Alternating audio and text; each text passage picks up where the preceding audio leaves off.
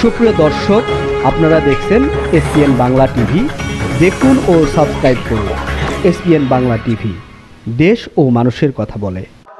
ধন্যবাদ দিচ্ছি যে তোমরা যে উদ্যোগটা আজকে নিয়েছিলা, এতে অনেক কাজে অনেক বেশি জোর পাইছে।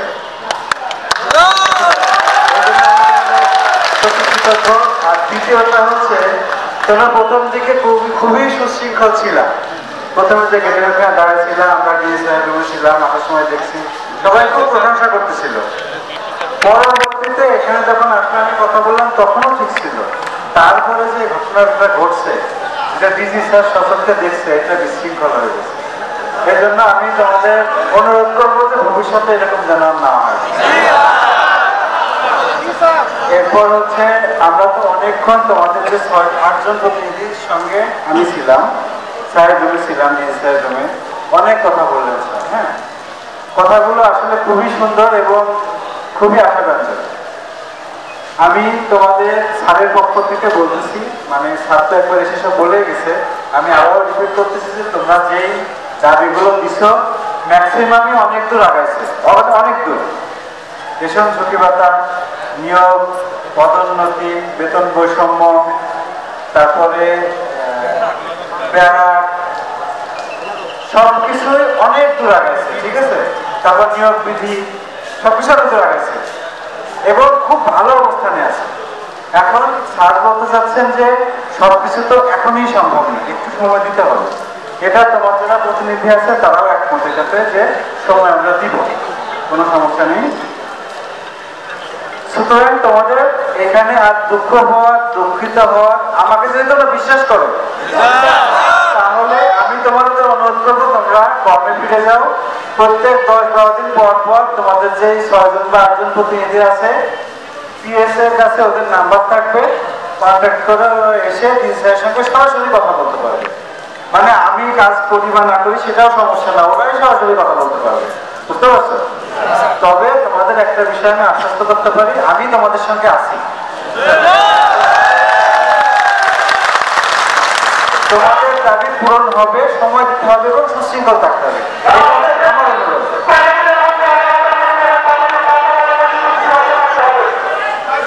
ওকে, তাহলে আর কি কিছু বলার আছে তোমাদের বলো। আমি অনুরোধ করছি, বদলি নিয়ে দাবি ছিল দুইটা, কয়েকজন। এইটার ব্যাপারে এখন দেশের অবস্থা তোমরা ভুগতেছে, দেশের পরিস্থিতি তোমরা ভুগতেছে, বুঝছো না? এই সময় কর্মকর্তারা ভর্তি করাটা একটু টাফ, যেটা সত্যি কথা। স্যার সময় নিচ্ছে, পরিস্থিতি স্বাভাবিক হোক, তোমাদের দাবি স্যার পূরণ করবে, একটু সময় দাও স্যার, ঠিক আছে?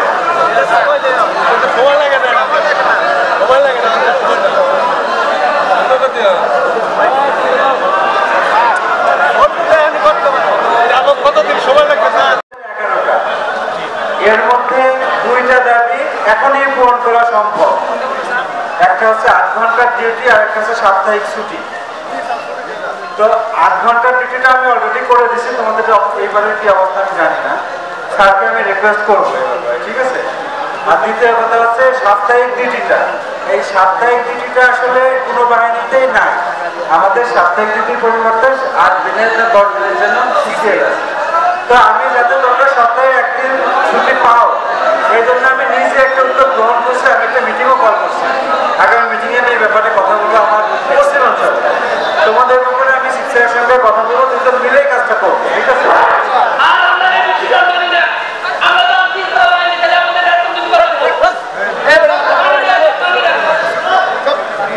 আচ্ছা, ওকে, তাহলে ঠিক আছে, ঠিক আছে।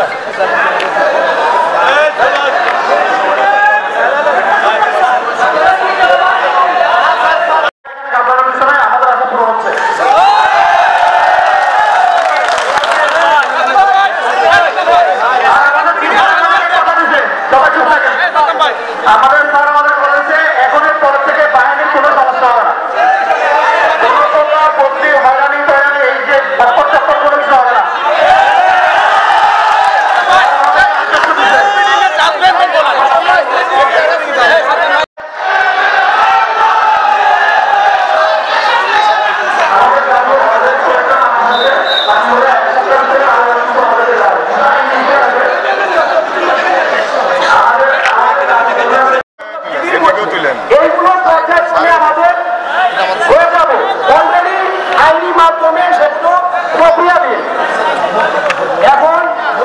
আমাদের মাঝে আসলে আমরা এই জায়গায় রয়েছি, উপরে স্যার আছে, স্যার কিছু বলছে আপনারা স্ব কর্মস্থলে ফিরে যাবেন এবং আমরা নিষ্ঠার সহিত ডিউটি পালন করবো। ঠিক আছে তো? এখন আপনাদের মাঝে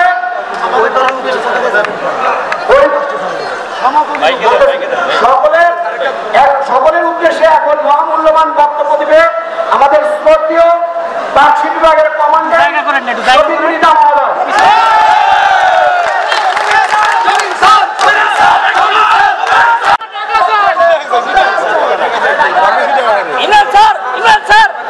এমন কিছু বলা যাবে না যেটা আমাদের সমস্যার সৃষ্টি হবে।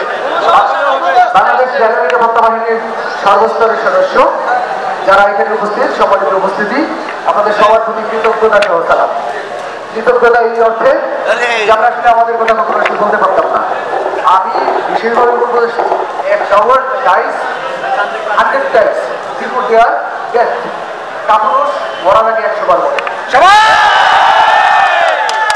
আর এই যখন আমরা আমাদের দাবি দেওয়া আসলে বিশৃঙ্খলা কিছু না, বিভিন্ন জায়গায় আপনার দাবি দেওয়ার যখন শব্দ উচ্চারিত হয় তখন এটা একটু শুনতে খারাপই লাগে, ঠিক আছে না? তো তারপরেও এই প্রথম দেখলাম সর্বস্তর থেকে, আসলে উপরের স্তর থেকে কখনো দাবি দেওয়া আসে না। আমরা কখনোই দাবি দেওয়ার যে বিষয়গুলো আছে এগুলো আপনার সংখ্যায় কম, প্রয়োজন উপস্থাপন করতে পারি না। আর বাহিনীর যারা সর্বস্তর এই একই সময়ে একইভাবে উদ্বুদ্ধ হওয়া, এই উদ্বুদ্ধ হওয়ার নেতৃত্ব সাতাম দেব দিলাম, ঠিক আছে? এবং আসলে পুরুষ পুরুষের মতোই হওয়া উচিত, আইন আইনের মতোই হওয়া উচিত, বৈধ যেটা আছে ওটা বৈধের মতোই হওয়া উচিত। এবং আমি বিশ্বাস করি যে আপনারা ডিজি স্যার যা যা আশ্বস্ত করলো, ডিজি স্যার কিন্তু আইনটিকে অনেক ভালোবাসে। আমি ওনার মতো করে ভালোবাসতে আর কাউকে রেখে যাই যে আরেকটিকে ওনার মতো করে আর কেউ ভালোবাসে। কমিটমেন্ট দিয়েছেন এবং এইবার যেহেতু আগে যে কথাটা ছিল আপনারা জানেন যে সচিব মহোদয় এই ইন্টারমিন টাইম আবার একটা বদলি ছিল, উনি হয়তো বা বাস্তবায়ন করতে পারেন, কিন্তু এখন উনি মনে হয় ব্যাপারটা ভালোভাবে বুঝতে পেরেছেন এবং পাশাপাশি আইনি যে বিষয়টা আছে সেটা ভালোভাবেই উনি আগে থেকেই পড়ারও তো একটা সময় দরকার।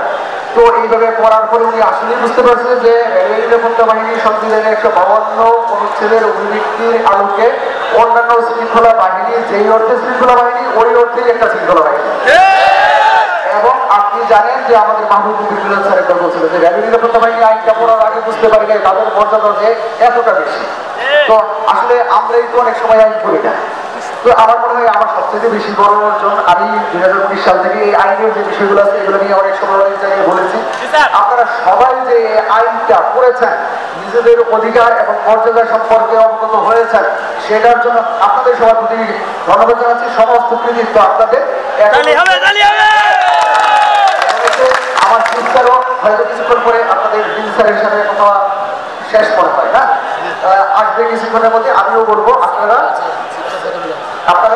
মানে স্যারের যে আশ্বাস যেটা আছে এখন উনি এটা নিয়ে যথেষ্ট পরিমাণ আপনি কাজ করার জন্য তো আইন নিয়ে কাজ করতে একটু সময় দিতে হয়, ঠিক আছে না? কাজ হবে, আপনারা সবাই শান্তিতে ঘরে ফিরে যান ইনশাল্লাহ। এটা নিশ্চিত থাকেন যে যে দাবি দেওয়ার পর ডিজি স্যারের পক্ষে পূরণ করা সম্ভব এটা করবে। আর আইনি যে বিষয়টা আছে এটা আইন মন্ত্রণালয়ের মতামত দরকার। আইন মন্ত্রণালয়ের মতামত যদি আপনি জানেন সংবিধানের সাথে কোনো সাংঘর্ষিক হলে ওই আইন উপআইন মানে লাইভ যাই হোক না কেন ওইটা বাতিল। যদি আমাদের পক্ষে না আসে তাহলে আমরা রিট করার অপশন সেই ক্ষেত্রে আছে। তাহলে আর কি বলবো, আপনাদের যে চাওয়া, আপনাদের যে জানাজ দেওয়া, আপনারা যে আছেন হলো এবং ডিজি স্যার আপনাদের সাথে চিন্তা থাকি, আপনাদের সাথে সহকর্মী উনি কথা দিয়েছেন, আশা করি উদ্যোগের উপর মুক্ত কথা রাখবেন, ঠিক আছে? আপনারা সবাই কাজে ফিরে যান, আপনাদের অক্লান্ত পরিশ্রম এই যাত্রা। আজকে এই যে দাবি দেওয়া নিয়ে যে আলোচনা করছেন ডিজির সাথে, এই সম্পর্কে আপনার অগ্রগতি কি? আচ্ছা, আমি মোহাম্মদ সিদ্দিকুর রহমান, এএসআই আরএনবি গোয়েন্দা শাখায় সর্দি। আমি পশ্চিম পাড়ের আমি হলো প্রধান আহ্বায়ক। তো আমাদের সাথে মিটিংটা হয়েছে 8 জন প্রতিনিধি নিয়ে, তাতে আমাদের আশ্বাস দিচ্ছে তারা যে আমাদের কাজটা পর্যায়ক্রমে হবে, তবে একদিনে করা সম্ভব নয়।